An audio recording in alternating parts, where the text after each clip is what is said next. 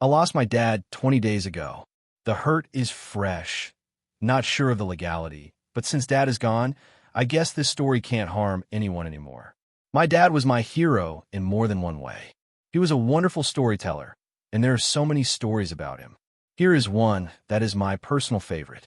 My dad is the youngest of 9 siblings. He had 6 brothers and 2 sisters. He loved his siblings, and as the youngest sibling, he was loved and pampered. One thing that me and him share is our short temper. As a young man, my dad was known to be volatile. When he was 19, his second older sis, let's call her C, was married to a military man. He was mostly posted on the border. We are Indians. This meant my Auntie C was living with her in-laws like many women in India still do. The problem was her older brother-in-law. Let's call him A for a-hole. A was a goon, an extortionist, an abuser, and yes, AR at P. St. He was scary. He was known for being physically imposing at 6.8, well-built, and was unbeatable in fights. No woman was safe when he was around. After my Aunt C got married to her husband, the nasty BIL, he set his sight on her. He began harassing her, forcing her to sleep with him. The family did nothing to protect her. This went on for weeks. She was tired of fighting and was totally shattered emotionally. One day, she found the courage to talk about it to one of her older nephews who was 18 at the time. He went home to my dad and broken down about how C was suffering and how her honor in life is at risk.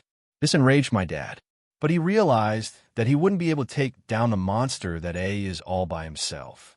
He gathered his friends, his older nephews, and together hatched a plan. Actually, they had no plan. The plan was to beat the crap out of A, to send him a message. But they wouldn't be able to do this when he was sober, so they waited for the evening when he was usually drunk. My dad and his friends drank as well for liquid courage. They then waited for him in the dark roads of their village, which still had sketchy electricity.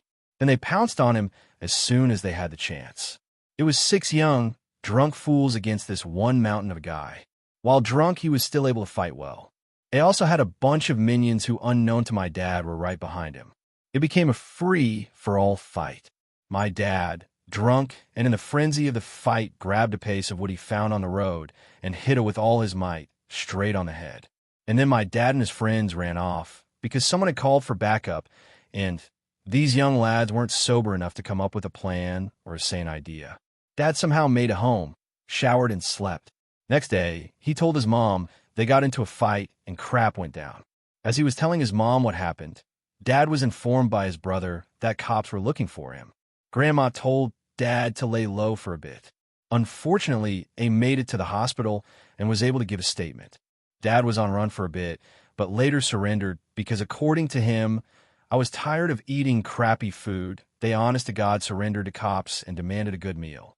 The case was dismissed, and A did manage to live, but did not survive long. The injury my dad gave him chased him to his grave in a few months. This story is something Dad always liked to tell.